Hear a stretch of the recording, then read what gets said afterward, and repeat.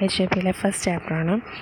ഇതാണ് introduction to human body. Introduction to human body in that first we discuss about what is anatomy. അതായത് എന്താണ് anatomy എന്ന് നമ്മൾ അറിയണമല്ലേ. അപ്പോൾ അനാട്ടമി എന്ന് പറഞ്ഞാൽ എന്താണ്, നമ്മുടെ ഒരു ഹ്യൂമൻ ബോഡിയിൽ ഡിഫറെൻറ്റ് ഓർഗൻസ് ഉണ്ട്. ആ ഓർഗൻസിൻ്റെ സ്ട്രക്ചേഴ്സിനെ പറ്റി, അതായത് എങ്ങനെയാണ് ഇരിക്കുന്നത്, അതിൻ്റെ ഹിസ്റ്റോളജി, സ്ട്രക്ചേഴ്സ്, ഇതിനൊക്കെയാണ് നമ്മൾ എന്ത് ചെയ്യുന്നത്, അനാട്ടമി പറയുന്നത്. ഫിസിയോളജി എന്ന് പറഞ്ഞാൽ എന്താണ്, അതായത് ബ്രാഞ്ച് ഓഫ് സയൻസാണ്. എന്തിനെ പറ്റി പഠിക്കുന്നതിനാണ് ഫിസിയോളജി? Means functions. നമ്മുടെ ബോഡിയിലെ ഓർഗൻസിൻ്റെ ഫങ്ഷൻസിനെ പറ്റി പഠിക്കുന്നതിനാണ് നമ്മൾ ഫിസിയോളജി എന്ന് പറയുന്നത്. അപ്പോൾ ഫിസിയോളജി, ഫങ്ഷൻസ്, അനാട്ടമി, സ്ട്രക്ചർ, അതാണ് രണ്ട് കാര്യങ്ങൾ. അതെന്തായാലും അതിൻ്റെ ഡെഫിനിഷൻസ് നമ്മൾ ഇൻട്രോ പാർട്ടിൽ നോക്കുമ്പോൾ വരുന്നതാണ്. ലെവൽ ഓഫ് സ്ട്രക്ചേഴ്സ്, അതായത് നമ്മുടെ ഒരു ബോഡിയുടെ ലെവൽ എങ്ങനെയാണ് ഇരിക്കുന്നത്. അതായത് ഫസ്റ്റ് നമ്മുടെ കെമിക്കൽ ലെവലുണ്ട്, cellular level, tissue level, organ level, പിന്നെന്താണ് അതെല്ലാം കൂടെ ജോയിനായിട്ട് system level, organism level and complete body. അതായത് ഫസ്റ്റ് ഓഫ് ഓൾ നമ്മുടെ ചെറിയ ചെറിയ കെമിക്കൽസ് ട്രാൻസ്ഫർ ചെയ്യുന്ന, അതായത് നമ്മുടെ ആക്സോൺസ് അല്ലെങ്കിൽ നമ്മുടെ ന്യൂറോൺസ് തമ്മിൽ ട്രാൻസ്ഫർ ചെയ്യുന്ന എന്താണ്, കെമിക്കൽസാണ് അല്ലേ.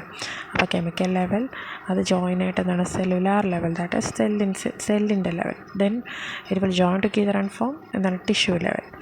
ദെൻ ഓർഗൻസ് ലെവൽ വെച്ച് join to form system level. System means respiratory system, cardiology system, പിന്നെ എന്താണ് നമ്മുടെ യൂറിനറി സിസ്റ്റം, അങ്ങനെ എല്ലാ സിസ്റ്റംസും വരും. അതിൽ നമ്മൾ ഓർഗാനിസം ലെവലിലേക്ക് എത്തി നമ്മുടെ കംപ്ലീറ്റ് ബോഡിയെ പറ്റി സ്റ്റഡി ചെയ്തു.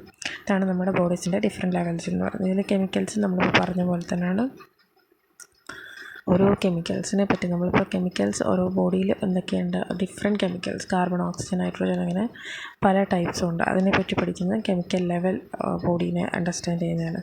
അങ്ങനെ സെല്ലുലാർ ലെവൽസ് എന്ന് പറയുമ്പോഴത്തേനും എന്താണ്, basic structural and functional level of ബോഡീനെ പറ്റി പഠിക്കുന്നത് cell. Tissue level means this are the group of cells which works together to form a particular function. അതായത് സെൽസ് എല്ലാം കൂടെ ജോയിൻ ചെയ്ത് എന്തായി, ടിഷ്യൂ ആയി. അതുപോലെ ടിഷ്യൂസ് എല്ലാം ജോയിൻ ചെയ്ത് ഓർഗൻസ് ആയി. ഓർഗൻസ് എല്ലാം കൂടെ കോൺസ്റ്റിറ്റ്യൂട്ട് ചെയ്തിട്ടാണ് എന്താവുന്നത്, ഒരു സിസ്റ്റം ലെവൽ ഉണ്ടാകുന്നത്. അതിൽ നിന്ന് organism level and then to body system.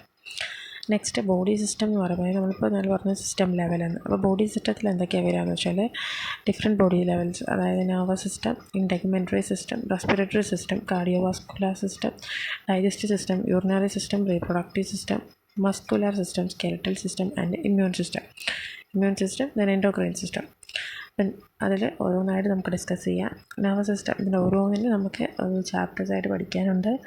Just അതിൻ്റെ ഒരു ഷോർട്ടായിട്ട് എന്താണ് കാര്യം എന്ന് പറയുന്നത് നമുക്ക് മനസ്സിലാക്കാം. അതാണ് ഫസ്റ്റ് നെർവസ് സിസ്റ്റം. എന്താണ് നമ്മുടെ ബോഡിയുടെ എന്താണ്, ഇറ്റ്സ് കോർഡിനേറ്റ് വോളണ്ടറി ആയിട്ടുള്ള, വോളണ്ടറി മീൻസ് നമ്മൾ അറിഞ്ഞുകൊണ്ട് ചെയ്യുന്നത്, ഇൻവോളണ്ടറി എന്ന് പറയുമ്പോൾ അറിയാണ്ട് ചെയ്യുന്നത്. അപ്പം വോളണ്ടറി ആയിട്ടുള്ള, ഇൻവോളണ്ടറി ആയിട്ടുള്ള ആക്ഷൻസിനെയും അത് ട്രാൻസ്മിറ്റ് ചെയ്യുന്ന സിഗ്നൽസിനെയും പറ്റി പഠിക്കുമ്പോൾ നമ്മളത് നെർവസ് സിസ്റ്റമിനെ പറ്റിയാണ് പഠിക്കുന്നത്. പിന്നെ ഇൻടെഗ്മെൻ്ററി സിസ്റ്റം, ഓടി മീൻ ഇൻടെഗ്മെൻ്ററി സിസ്റ്റം, അതായത് skin, hair, nail, sweat and other exocrine ഗ്ലാൻഡ്സിനെ പറ്റി പഠിക്കുന്നതാണ്.